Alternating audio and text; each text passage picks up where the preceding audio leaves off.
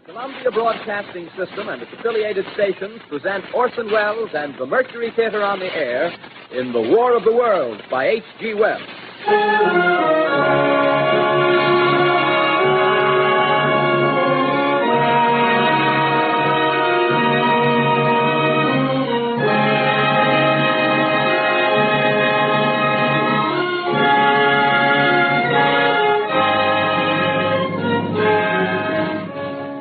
Ladies and gentlemen, the director of the Mercury Theatre and star of these broadcasts, Orson Welles.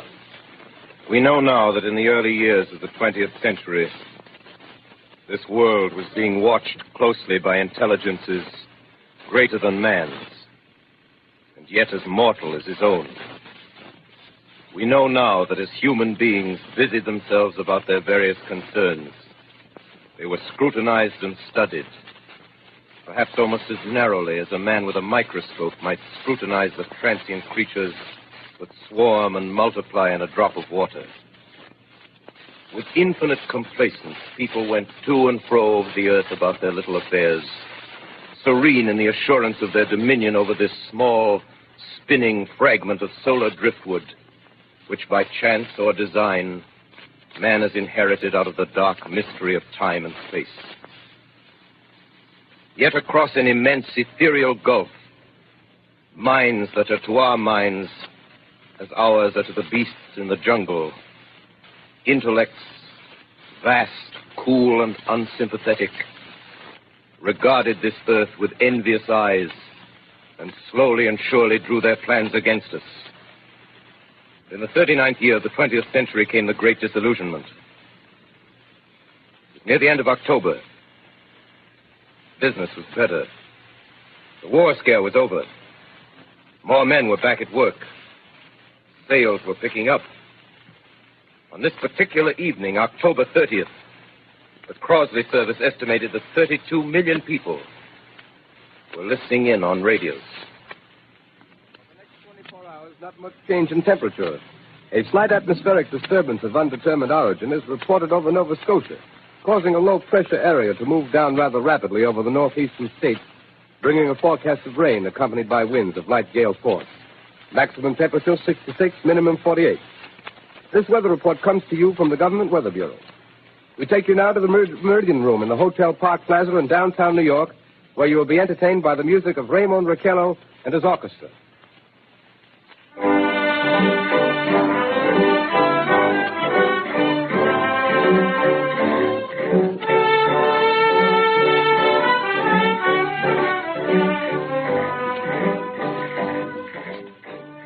Good evening, ladies and gentlemen. From the Meridian Room in the Park Plaza Hotel in New York City, we bring you the music of Raymond Raquello and his orchestra. With a touch of the Spanish, Raymond Raquello leads off with La Comparsita.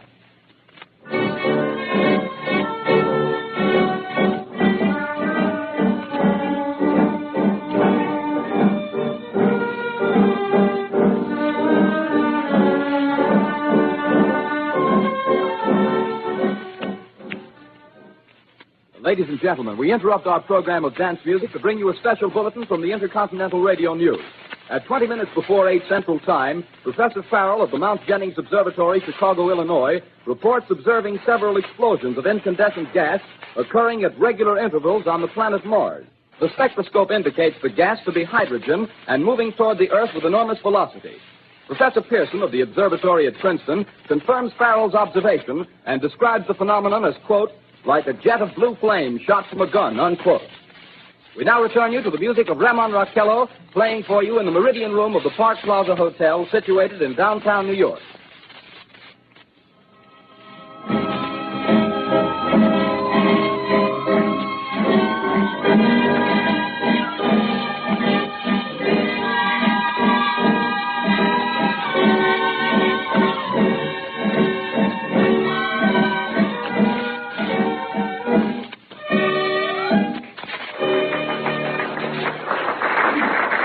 And now a tune that never loses favor, the ever-popular Stardust, Raymond Raquello and his orchestra.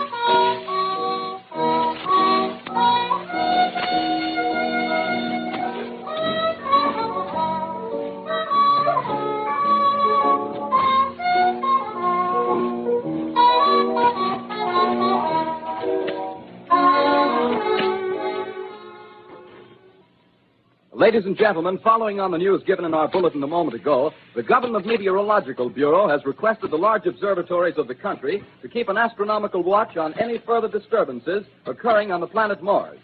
Due to the unusual nature of this occurrence, we have arranged an interview with the noted astronomer, Professor Pearson, who will give us his views on this event.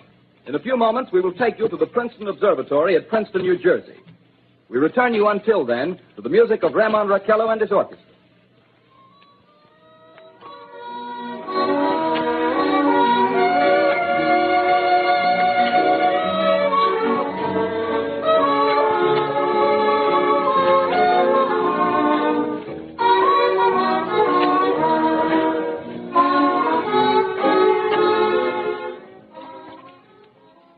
We are ready now to take you to the Princeton Observatory at Princeton, where Carl Phillips, our commentator, will interview Professor Richard Pearson, famous astronomer. We take you now to Princeton, New Jersey. Good evening, ladies and gentlemen. This is Carl Phillips speaking to you from the observatory at Princeton. I'm standing in a large semicircular room, pitch black except for an oblong split in the ceiling. Through this opening, I can see a sprinkling of stars that cast a kind of frosty glow over the intricate mechanism of the huge telescope. The ticking sound you hear is the vibration of the clockwork. Professor Pearson stands directly above me on a small platform, peering through the giant lens. I'll ask you to be patient, ladies and gentlemen, during any delay that may arise during our interview. Besides the ceaseless watch of the heavens, Professor Pearson may be interrupted by telephone or other communications. During this period, he is in constant touch with the astronomical centers of the world. Professor, may I begin our questions? Any time, Mr. Phillips. Professor, would you please tell our radio audience exactly what you see as you observe the planet Mars through your telescope? Nothing unusual at the moment, Mr. Phillips. A red disk swimming in the blue sea. Transverse stripes across the disk. Quite distinct now because Mars happens to be at the point nearest the Earth, in opposition, as we call it. In your opinion, what do these transverse stripes signify, Professor Pearson?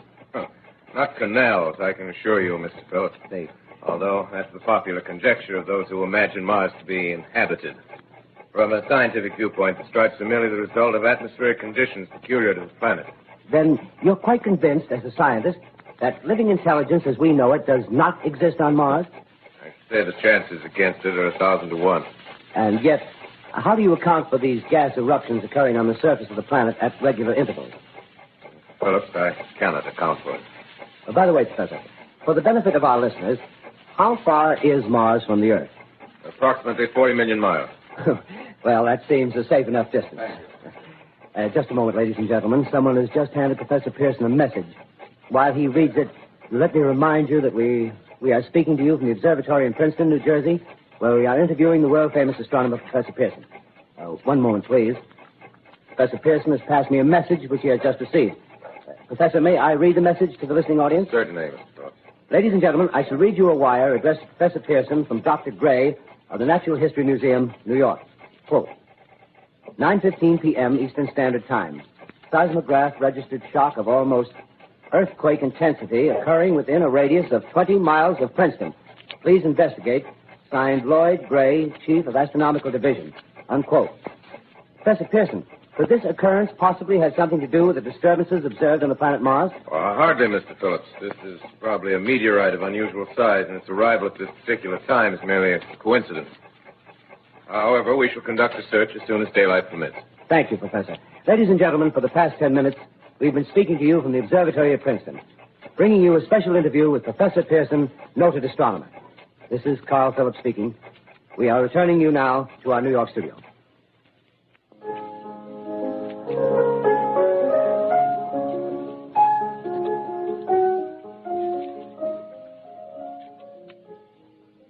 Ladies and gentlemen, here is the latest bulletin from the Intercontinental Radio News. Toronto, Canada. Professor Morse of Macmillan University reports observing a total of 3 explosions on the planet Mars between the hours of 7:45 p.m. and 9:20 p.m. Eastern Standard Time. This confirms earlier reports received from American observatories. Now, nearer home, comes a special bulletin from Trenton, New Jersey. It is reported that at 8:50 p.m., a huge flaming object, believed to be a meteorite, fell on a farm in the neighborhood of Grover's Mill, New Jersey, 22 miles from Trenton. The flash in the sky was visible within a radius of several hundred miles, and the noise of the impact was heard as far north as Elizabeth. we have dispatched a special mobile unit to the scene, and we'll have our commentator, Carl Phillips, give you a word picture of the scene as soon as he can reach there from Princeton. In the meantime, we take you to the Hotel Martinet in Brooklyn, where Bobby Millett and his orchestra are offering a program of dance music.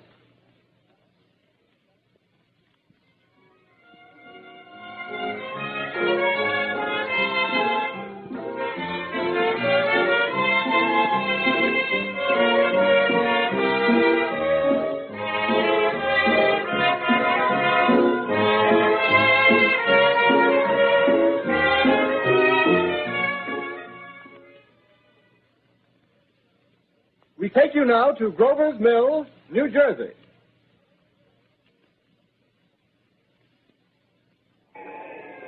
Ladies and gentlemen, this is Carl Phillips again, out at the Wilmot Farm, Grover's Mill, New Jersey. Professor Pearson and myself made the 11 miles from Princeton in 10 minutes. Well, I hardly know where to begin. To paint for you a word picture of a strange scene before my eyes, like something out of a modern Arabian Nights. Well, I just got here. I hadn't had a chance to look around yet. I guess that's it. Yes, I guess that's the thing directly in front of me. Half buried in a vast pit. Must have struck with terrific force. The ground is covered with splinters of a tree. It must have struck on its way down. But I can see the object itself doesn't look very much like a meteor. At least not the meteors I've seen. It looks more like a huge cylinder. Has a diameter of, what would you say, Professor Pearson? What's that? What would you say, what's the diameter of this? About 30 yards. About 30 yards. The metal on the sheath is, well, I've never seen anything like it. The color is sort of yellowish white. There's curious spectators now are pressing close to the object in spite of the efforts of the police to keep them back. They're getting in front of my line of vision. Would you mind standing one side, please? While the police are pushing the crowd back. Here's Mr. Wilmot, owner of the farm here. He may have some interesting facts to add. Mr. Wilmot, would you please tell the radio audience as much as you remember of this rather unusual visitor that dropped in your backyard? Step closer, please. Ladies and gentlemen, this is Mr. Wilmot. Well, I was listening to the radio. Closer and louder, please. Pardon me? Louder, please, closer. Yes. I was listening to the radio and kind of drowsing. That professor fellow was talking about Mars, so I was half dozing and half... Yes, Mr. Wilmot, and then what happened? Well, as I was saying, I was listening to the radio, kind of halfway. Yes, Mr. Wilmot, and then you saw something. Well, not first off. I heard something. And what did you hear? A hissing sound like this. Kind of like a 4th of July rocket. Yes, then what? I turned my head out the window and would have sworn I was asleep and dreaming. Yes? I seen a kind of greenish streak and then zingo. Something smacked the ground. Knocked me clear out of my chair. Well, were you frightened, Mr. Wilmot? Well, I ain't quite sure. I reckon I was kind of riled. Well, thank you, Mr. Wilmot. Thank you very much. Yeah, you want me to tell No, that's some quite more? all right. That's plenty. Ladies and gentlemen, you've just heard Mr. Wilmot, owner of the farm where this thing has fallen. I wish I could convey the atmosphere, the background of this fantastic scene. Hundreds of cars are parked in a field in back of us, and the police are trying to rope off the roadway leading into the farm, but it's no use. They're breaking right through. The car's headlights throw an enormous spotlight on the pit where the object's half buried. Now, some of the more daring souls now are venturing near the edge. Their silhouettes stand out against the metal sheen. One man wants to touch the thing. He's having an argument with the policeman. Now, the policeman wins. Now, ladies and gentlemen, there's something I haven't mentioned in all this excitement, but it's becoming more distinct. Perhaps you've caught it already on your radio. Listen, please. Do you hear it? It's a curious humming sound that seems to come from inside the object. I'll move the microphone nearer. Here. Now, we're not more than 25 feet away. Can you hear it now? Professor Pearson. Yes, Mr. Phillips. Can you tell us the meaning of that scraping noise inside the thing? Possibly the unequal cooling of its surface. I say, do you still think it's a meteor, Professor? I don't know what to think. The metal casing is definitely extraterrestrial. Not found on this Earth. Friction with the Earth's atmosphere usually tears holes in a meteorite. This thing is smooth, and you can see its cylindrical Just a minute. shape. Something's happening. Ladies and gentlemen, this is terrific. This end of the thing is beginning to flake off. The top is beginning to rotate like a screw, and the thing must be hollow. He's moving. Keep back there. Keep back there. Keep those men back. Keep back there. Keep those idiots back. He's off. The top's loose. Look out there. Stand back. Ladies and gentlemen, this is the most terrifying thing I've ever witnessed. Wait a minute. Someone's calling someone or something. I can see turning out of that black hole two luminous discs. The eyes, it might be a face, might be almost... Good heavens. Something wriggling out of the shadow like a gray snake. Now it's another one, and another one, and another one. They look like tentacles to me. Oh, yeah, I can see the thing's body. Now it's large as a bear. It glistens like wet leather, but that face, ladies and gentlemen, it's indescribable. I can hardly force myself to keep looking at it. It's so awful. The eyes are black, and they gleam like a serpent. The mouth is a kind of V-shape with saliva dripping from its rimless lips. It seems to quiver and pulsate, and the monster, or whatever it is, can hardly move. It seems weighed down by possibly gravity or something. The thing's rising up now, and the crowd falls back. It seems plenty. The most extraordinary experience, ladies and gentlemen. I can't find words. Well, I'll pull this microphone with me as I talk. I'll have to stop the description until I can take a new position. Hold on, will you, please? I'll be right back in a minute.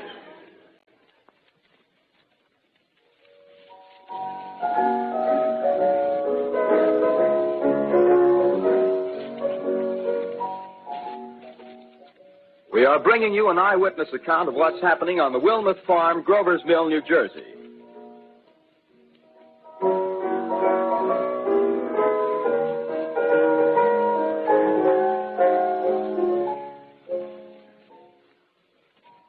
We now return you to Carl Phillips at Grover's Mill.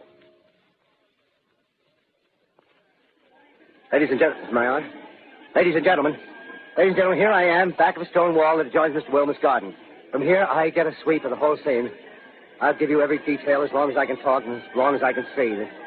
More state police have arrived. They're drawing up a cordon in front of the pit. About 30 of them. No need to push the crowd back now. They're willing to keep their distance. The captain's conferring with someone. Can't quite see who. Oh, yes, I believe it's Professor Pearson. Yes, it is. Now they've parted, and the professor moves around one side, studying the object while the captain and two policemen advance with something in their hands. I can see it now. It's a white handkerchief tied to a pole. Flag of truce. If those creatures know what that means, what anything means. Wait a minute, something's happening. A humped shape is rising out of the pit. I can make out a small beam of light against a mirror. What's that? There's a shed of flame springing from the mirror, and it leaps right at the advancing men. He strikes them head on. Lord, they're turning into flames. Now the whole field's caught up by the woods, the barns, the gas tanks of the automobiles spreading everywhere. Coming this way now, about 20 yards to my right.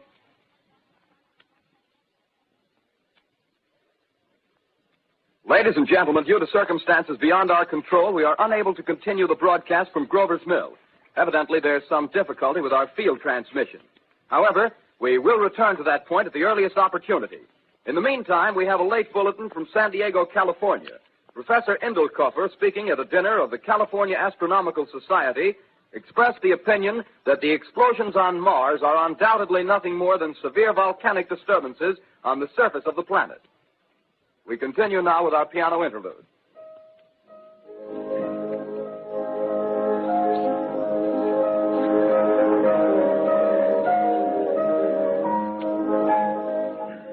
Ladies and gentlemen, I've just been handed a message that came in from Grover's Mill by telephone.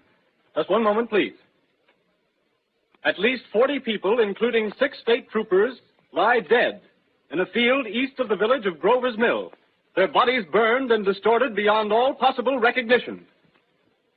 The next voice you hear will be that of Brigadier General Montgomery Smith, commander of the state militia at Trenton, New Jersey. I have been requested by the governor of New Jersey to place the counties of Mercer and Middlesex as far west as Princeton and east to Jamesburg under martial law. No one will be permitted to enter this area except by special pass issued by state or military authorities. 4 companies of state militia are proceeding from Trenton to Grover's Mill and will aid in the evacuation of homes within the range of military operations. Thank you. You have just been listening to General Montgomery Smith, commanding the state militia at Trenton. In the meantime, further details of the catastrophe at Grover's Mill are coming in. The strange creatures, after unleashing their deadly assault, crawled back in their pit and made no attempt to prevent the efforts of the firemen to recover the bodies and extinguish the fire. The combined fire departments of Mercer County are fighting the flames which menace the entire countryside. We have been unable to establish any contact with our mobile unit at Grover's Mill, but we hope to be able to return you there at the earliest possible moment. In the meantime, we take you to... Just one moment, please. Ladies and gentlemen, I have just been informed that we have finally established communication with an eyewitness of the tragedy. Professor Pearson has been located at a farmhouse near Grover's Mill, where he has established an emergency observation post. As a scientist, he will give you his explanation of the calamity. The next voice you hear will be that of Professor Pearson, brought to you by direct wire. Professor Pearson. Of the creatures in the rocket cylinder at Grover's Mill, I can give you no authoritative information, either as to their nature, their origin, or their purposes here on Earth. Of their destructive instrument, I might venture some conjectural explanation. For want of a better term, I shall refer to the mysterious weapon as a heat ray. It's all too evident that these creatures have scientific knowledge far in advance of our own. It's my guess that in some way they are able to generate an intense heat in a chamber of practically absolute non-conductivity. This intense heat they project in a parallel beam against any object they choose by means of a polished parabolic mirror of unknown composition, much as the mirror of a lighthouse projects a beam of light. That is my conjecture of the origin of the heat ray. Thank you, Professor Pearson. Ladies and gentlemen, here is a bulletin from Trenton. It is a brief statement informing us that the charred body of Carl Phillips has been identified in a Trenton hospital. Now, here's another bulletin from Washington, D.C.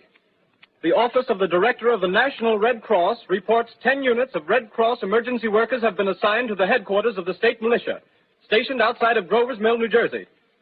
Here's a bulletin from State Police, Princeton Junction. The fires at Grover's Mill and vicinity are now under control. Scouts report all quiet in the pit, and there is no sign of life appearing from the mouth of the cylinder. Now, ladies and gentlemen, we have a special statement from Mr. Harry McDonald, Vice President in charge of operations. We have received a request from the state militia of Trenton to place at their disposal our entire broadcasting facilities. In view of the gravity of the situation, and believing that radio has a responsibility to serve in the public interest at all times, we are turning over our facilities to the state militia at Trenton.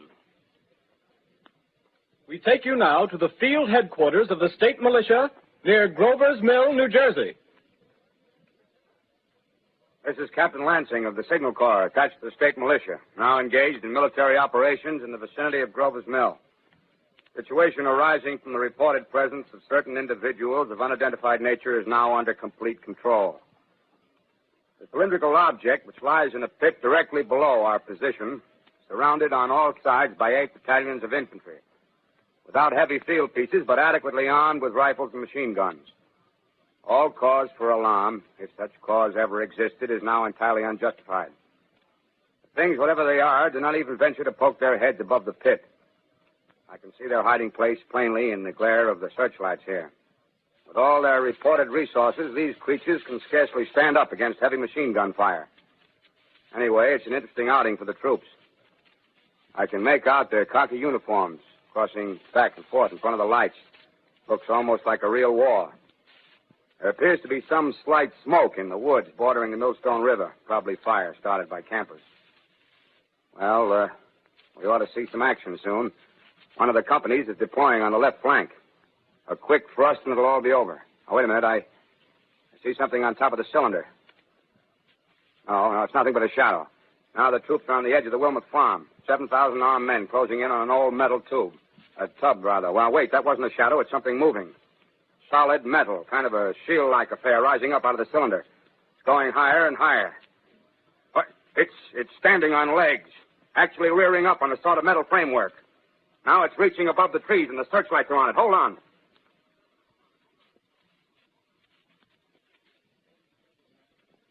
Ladies and gentlemen, I have a grave announcement to make. Incredible as it may seem, both the observations of science and the evidence of our eyes lead to the inescapable assumption that those strange beings who landed in the Jersey farmlands tonight are the vanguard of an invading army from the planet Mars. The battle which took place tonight at Grover Mills has ended in one of the most startling defeats ever suffered by an army in modern times. 7,000 men armed with rifles and machine guns pitted against a single fighting machine of the invaders from Mars. 120 known survivors. The rest strewn over the battle area from Grover's Mill to Plainsboro, crushed and trampled to death under the metal feet of the monster, or burned to cinders by its heat ray. The monster is now in control of the middle section of New Jersey and has effectively cut the state through its center. Communication lines are down from Pennsylvania to the Atlantic Ocean. Railroad tracks are torn and service from New York to Philadelphia discontinued, except routing some of the trains through Allerton and Phoenixville. Highways to the north, south, and west are clogged with frantic human traffic. Police and army reserves are unable to control the mad flight. By morning, the fugitives will have swelled Philadelphia, Camden, and Trenton. It is estimated to twice their normal population. Martial law prevails throughout New Jersey and eastern Pennsylvania. At this time, we take you to Washington for a special broadcast on the national emergency. The Secretary of the Interior. Citizens of the nation, I shall not try to conceal the gravity of the situation that confronts the country, nor the concern of your government in protecting the lives and property of its people. However, I wish to impress upon you, private citizens and public officials, all of you, the urgent need of calm and resourceful action. Fortunately, this formidable enemy is still confined to a comparatively small area, and we may place our faith in the military forces to keep them there. In the meantime, placing our faith in God, we must continue the performance of our duties, each and every one of us, so that we may confront this destructive adversary with a nation united, courageous, and consecrated to the preservation of human supremacy on this earth. I thank you. You have just heard the Secretary of the Interior speaking from Washington. Bulletins too numerous to read are piling up in the studio here. We're informed that the central portion of New Jersey is blacked out from radio communication due to the effect of the heat ray upon power lines and electrical equipment. Here's a special bulletin, New York. Cables have been received from English, French, and German scientific bodies offering assistance. Astronomers report continued gas outbursts at regular intervals on the planet Mars. The majority voiced the opinion that the enemy will be reinforced by additional rocket machines. There have been several attempts made to locate Professor Pearson of Princeton, who has observed Martians at close range. It is feared he was lost in the recent battle. Langham Field, Virginia. Scouting planes report 3 Martian machines visible above treetops, moving north toward Somerville with population fleeing ahead of them. The heat ray is not in use, although advancing at express train speed, invaders pick their way carefully. They seem to be making a conscious effort to avoid destruction of cities and countryside. However, they stop to uproot power lines, bridges, and railroad tracks. Their apparent objective is to crush resistance, paralyze communication, and disorganize human society. Here is a bulletin from Basking Ridge, New Jersey. Coon hunters have stumbled on a second cylinder similar to the first, embedded in the great swamp 20 miles south of Morristown. Army field pieces are proceeding from Newark to blow up the second invading unit before the cylinder can be opened and the fighting machine rigged. They are taking up a position in the foothills of Watchung Mountains. Another bulletin from Langham Field, Virginia. Scouting planes report enemy machines, now 3 in number, increasing speed northward, kicking over houses and trees in their evident haste to form a conjunction with their allies south of Morristown. Machines also sighted by telephone operator east of Middlesex, within 10 miles of Plainfield. Here's a bulletin from Winston-Field, Long Island. A fleet of Army bombers carrying heavy explosive flying north in pursuit of enemy. Scouting planes act as guides. They keep the speeding enemy in sight. Just a moment, please, ladies and gentlemen. We've run special wires to the artillery line in adjacent villages to give you direct reports in the zone of the advancing enemy. First, we take you to the battery of the 22nd Field Artillery, located in the Watchung Mountains. Range 32 meters. 32 meters. Projection 39 degrees. 39 degrees. Fire. 140 yards to the right, sir. Shift range 31 meters. 31 meters. Projection 37 degrees. 37 degrees. Fire.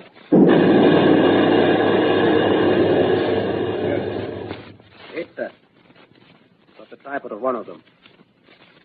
That stops. The others are trying to repair it. Quick, get the range. Shift 50-30 meters. 30 meters. Projection 27 degrees. 27 degrees. Fire.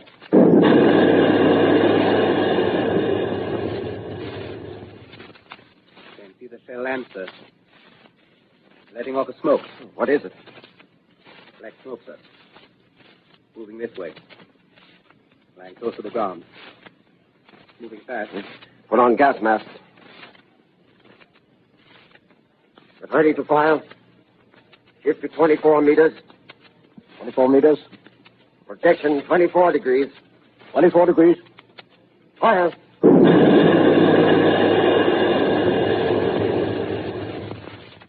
Still can't see, sir. Smoke's coming nearer. Get the range. 23 meters. 23 meters. 23 meters. 22. 22. Please.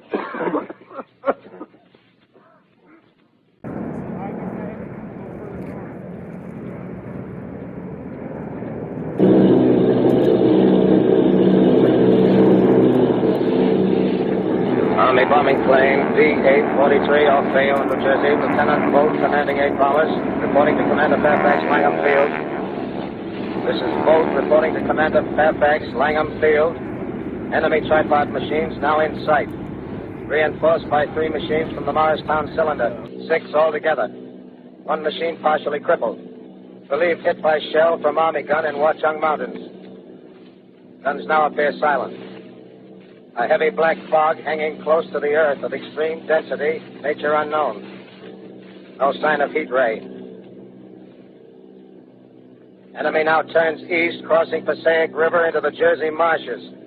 Another straddles the Pulaski Skyway. Evident objective is New York City. They're pushing down a high-tension power station. Machines are close together now, and we're ready to attack. Planes circling, ready to strike. A 1,000 yards, and we'll be over the first.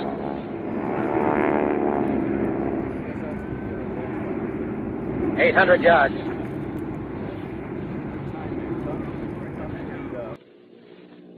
$600.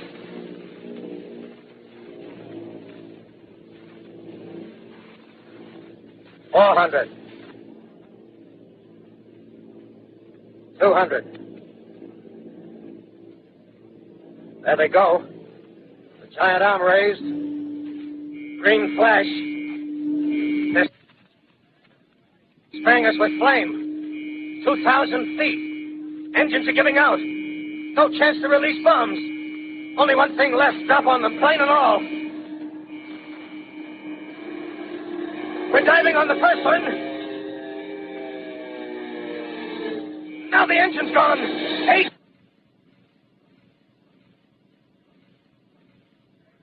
This is Bayonne, New Jersey, calling Langham Field. This is Bayonne, New Jersey, calling Langham Field. Come in, please. This is Langham Field. Go ahead. 8 Army bombers in engagement with enemy tripod machines over Jersey Flats. Engines incapacitated by heat ray. All crashed. 1 enemy machine destroyed. Enemy now discharging heavy black smoke in direction of... This is Newark, New Jersey. This is Newark, New Jersey. Warning. Poisonous black smoke pouring in from Jersey marshes. Reaches South Street. Gas masks useless. Urge population to move into open spaces. Automobiles use routes 7, 23, 24. Avoid congested areas. Smoke now spreading over Raymond Boulevard.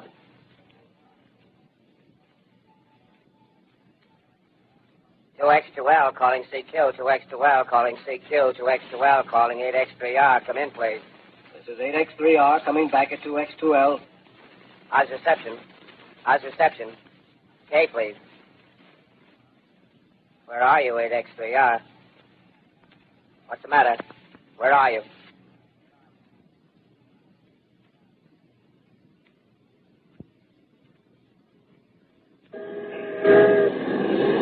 I'm speaking from the roof of Broadcasting Building. I'm speaking from the roof of Broadcasting Building, New York City. The bells you hear are ringing to warn the people to evacuate the city as Martians approach. Estimated in the last 2 hours, 3 million people have moved out along the roads to the north. Hutchison River Parkway is still kept open for motor traffic. Avoid bridges to Long Island, hopelessly jammed. All communication with Jersey Shore closed 10 minutes ago. No more defenses. Our army is wiped out. Artillery, Air Force, everything wiped out. This may be the last broadcast. We'll stay here to the end. People are holding service here below us in the cathedral.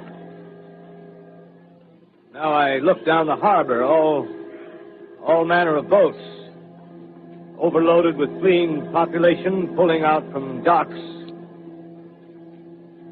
Streets are all jammed, noise and crowds like New Year's Eve in city. Wait a minute, the enemy is now in sight above the Palisades. Five great machines. First one is crossing the river. I can see it from here, wading the Hudson like a man wading through a brook. A bulletin is handed me. Martian cylinders are falling all over the country. One outside of Buffalo, one in Chicago, St. Louis. Seem to be timed and spaced. Now the first machine reaches the shore.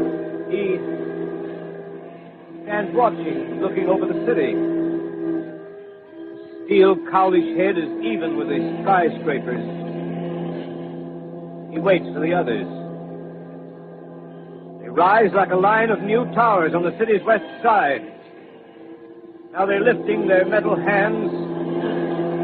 This is the end now. Smoke comes out, black smoke drifting over the city. People in the streets see it now. They're running toward the East River, thousands of them, dropping in like rats. Now the smoke's spreading faster. It's reached Times Square. People are trying to run away from it, but it's no use. They're falling like flies. Now the smoke's crossing 6th Avenue. 5th Avenue. 100 yards away. It's 50 feet.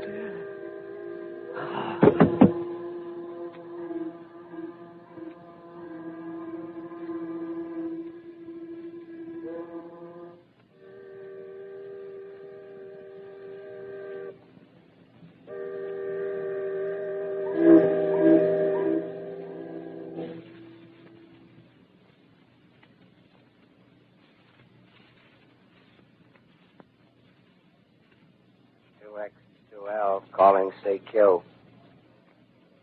2X2L calling, say Q. 2X2L calling, say Q, New York. Isn't there anyone on the air? Isn't there anyone on the air? Isn't there anyone? 2X2L.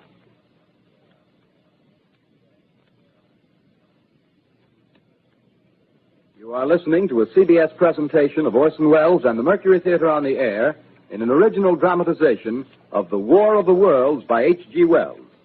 The performance will continue after a brief intermission. This is the Columbia Broadcasting System. The War of the Worlds by H.G. Wells, starring Orson Welles and the Mercury Theatre on the Air.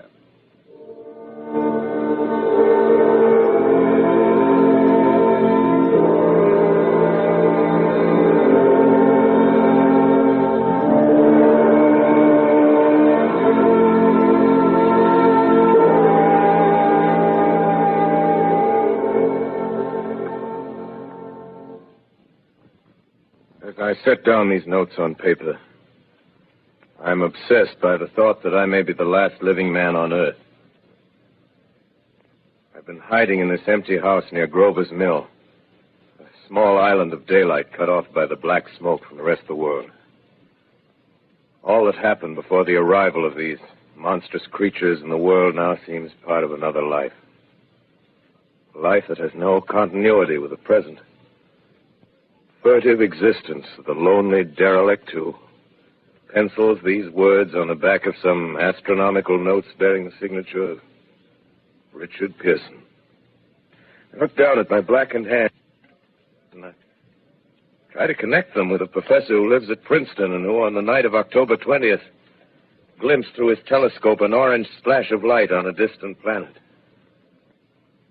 My wife, my colleagues, my students, my books, my observatory,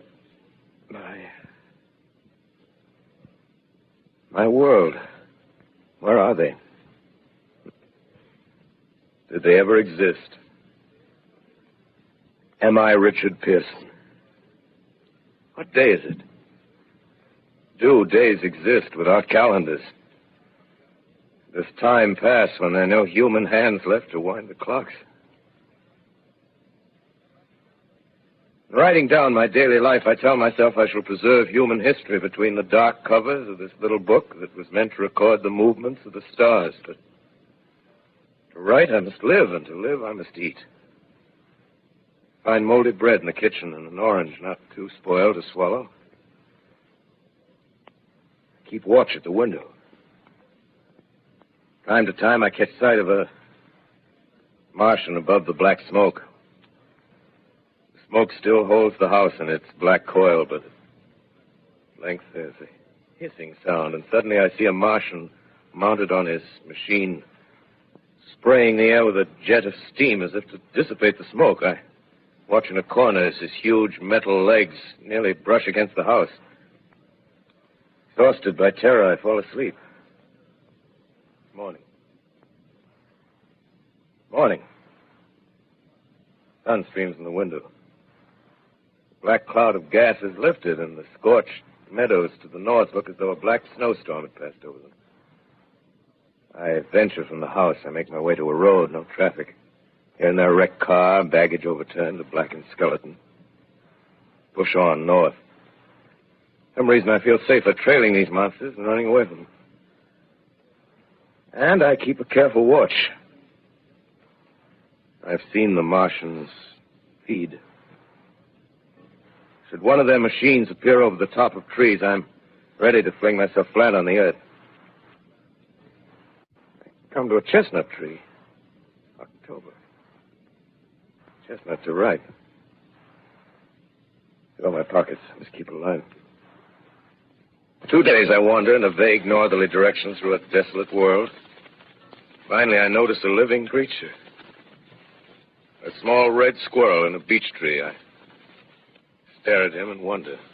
He stares back at me. I believe at that moment the animal and I shared the same emotion. The joy of finding another living being. Push on north. I find dead cows in a brackish field, and beyond the charred ruins of a dairy and a silo, remain standing guard over the wasteland like a lighthouse, deserted by the sea.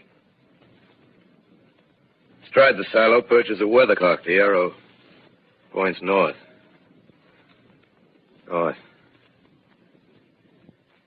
Next day, I come to a city. City vaguely familiar in its contours, yet its buildings strangely dwarfed and leveled off as if a giant had sliced off its highest towers with a capricious sweep of his hand. Reached the outskirts. I found Newark. Newark, undemolished but humbled by some whim of the advancing Martians. Presently, with an odd feeling of being watched, I caught sight of something crouching in a doorway. I made a step towards it. It rose up and became a man. A man armed with a large knife. Stop! Where do you come from? I come from many places. A long time ago, from Princeton. Princeton, huh? That's near Grover's Mill. Yes. Grover's Mill. There's no food here. This is my country. All this end of town down the river. There's only food for one. Which way are you going? I don't know. I guess I'm looking for people. Hey, what was that? Did you hear something just then? No. Only a bird. A live bird. Yeah.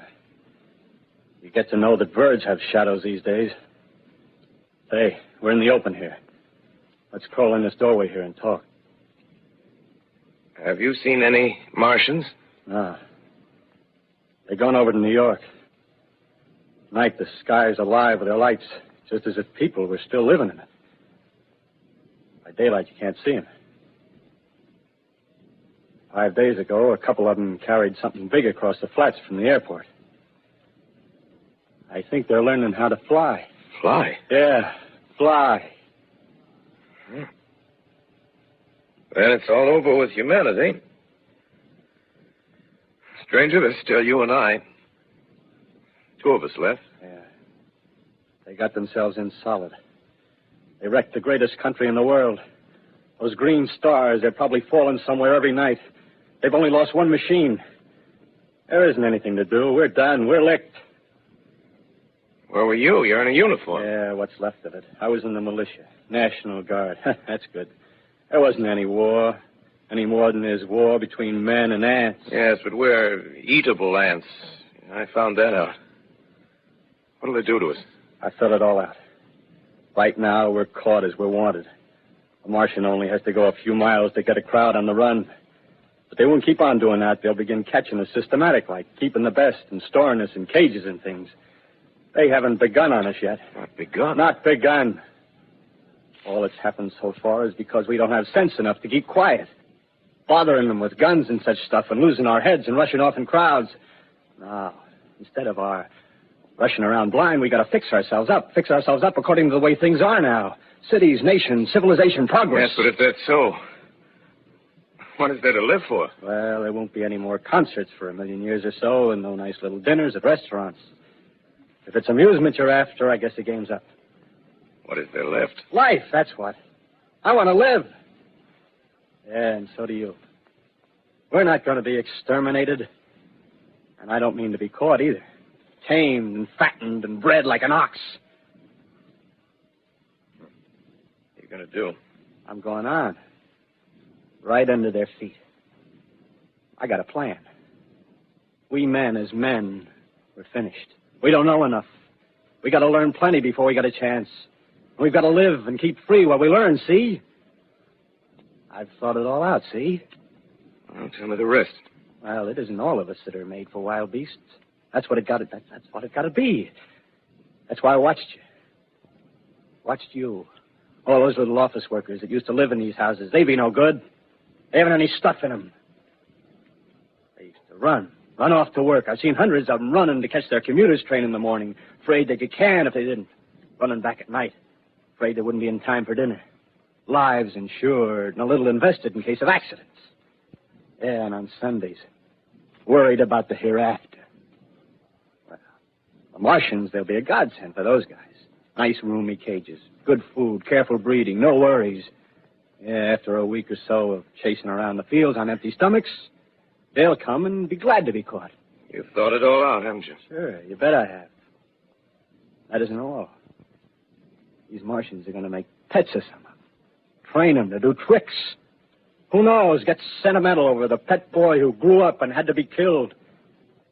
Yeah, and some maybe, they'll train to hunt us. Oh, no, it's impossible. Human Yes, they will. There's men who do it gladly. If one of them ever comes after me, by... In the meantime, you and I and others like us, where are we to live when the Martians own the Earth? I got it all figured out. We'll live underground. I've been thinking about the sewers. Under New York, there are miles and miles of them. The main ones, they're big enough for anybody. And there's cellars, vaults, underground storerooms, railway tunnels, subways. You begin to see, huh? We'll get a bunch of strong men together. No weaklings. That rubbish, out. As you meant me to go. Well, I give you a chance, didn't I? Won't quarrel about that. Go on. Well, we got to make safe places for us to stay in, see? Get all the books we can. Science books. That's where men like you come in, see? We raid the museums. We'll even spy on the Martians. May not be so much we have to learn before... Listen. Just imagine this. 4 or 5 of their own fighting machines suddenly start off. Heat rays right and left. Not a Martian in them. Not a Martian in them, see? But men. Men who've learned the way how. May even be in our time. Gee. Imagine having one of them lovely things with a heat ray wide and free. We'd turn it on Martians. We'd turn it on men. We'd bring everybody down on their knees. That's your plan. Yeah. You, me, a few more of us. We'd own the world. I see. Hey. Hey, what's the matter? Where are you going? Not to your world. Bye, stranger. Well, after parting with the artilleryman, I came at last to the Holland Tunnel, entered that silent tube, anxious to know the fate of the great city on the other side of the Hudson. Cautiously, I came out of the tunnel and made my way up Canal Street. Reached 14th Street, and there again were black powder and several bodies and an evil, ominous smell from the gratings of the cellars of some of the houses. I wandered up through the 30s and 40s, stood alone on Times Square, caught sight of a lean dog running down 7th Avenue with a piece of dark brown meat in his jaws and a pack of starving mongrels at his heels. Made a wide circle around me as though he feared I might prove a fresh competitor. Walked up Broadway in the direction of that strange powder, past silent shop windows, displaying their mute wares to empty sidewalks. Past the Capitol Theater, silent, dark. Past a shooting gallery where a row of empty guns faced an arrested line of wooden ducks. Near Columbus Circle, I noticed models of 1939 motor cars in the showrooms facing empty streets. Over the top of the General Motors building, I watched a flock of black birds circling in the sky. Hurried on. Suddenly, I caught sight of the hood of a Martian machine, standing somewhere in Central Park, gleaming in the late afternoon sun. An insane idea. I rushed recklessly across Columbus Circle and into the park. I climbed a small hill above the pond at 60th Street, and from there I could see, standing in a silent row along the mall, 19 of those great metal titans, their cowls empty, their steel arms hanging listlessly by their sides. I looked in vain for the monsters that inhabit those machines. Suddenly, my eyes were attracted to the immense flock of black birds that hovered directly below me. They circled to the ground. And there before my eyes, stark and silent, lay the Martians with the hungry birds pecking and tearing brown shreds of flesh from their dead bodies. Later, when their bodies were examined in laboratories, it was found that they were killed by the putrefactive and disease bacteria against which their systems were unprepared. Slain, after all, man's defenses had failed by the humblest thing that God, as wisdom, has put upon this earth. Before the cylinder fell, there was a general persuasion that through all the deep of space, no life existed beyond the petty surface of our minute sphere. Now we see further. Dim and wonderful is the vision I've conjured up in my mind of life spreading slowly from this little seedbed of the solar system throughout the inanimate vastnesses of sidereal space. But a remote dream, maybe that the destruction of the Martians is only a reprieve to them and not to us. Is the future ordained, perhaps? Strange it now seems to sit in my peaceful study at Princeton, writing down this last chapter of the record, begun at a deserted farm in Grover's Mill. Strange to watch children playing in the streets. Strange to see young people strolling on the green where the new spring grass heals the last black scars of a bruised earth. Strange to watch the sightseers enter the museum where the dissembled parts of a Martian machine are kept on public view. Strange when I recall the time when I first saw it. Bright and clean-cut, hard and silent under the dawn of that last great day.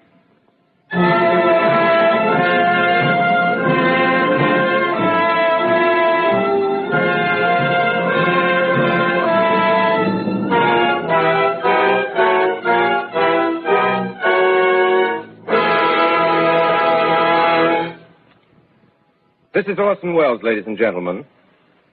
Out of character, to assure you that the War of the Worlds has no further significance than as the holiday offering it was intended to be. The Mercury Theatre's own radio version of dressing up in a sheet and jumping out of a bush and saying boo. Starting now, we couldn't soap all your windows and steal all your garden gates by tomorrow night, so we did the best next thing.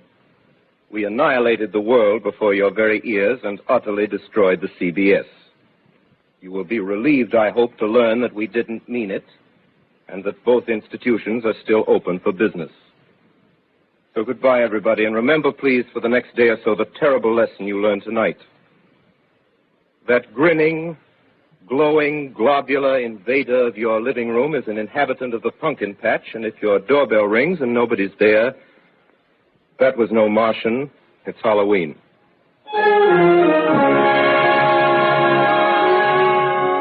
Tonight, the Columbia Broadcasting System and its affiliated stations coast to coast has brought you The War of the World by H.G. Wells, the 17th in its weekly series of dramatic broadcasts featuring Orson Welles and the Mercury Theatre on the air. Next week, we present a dramatization of 3 famous short stories. This is the Columbia Broadcasting System.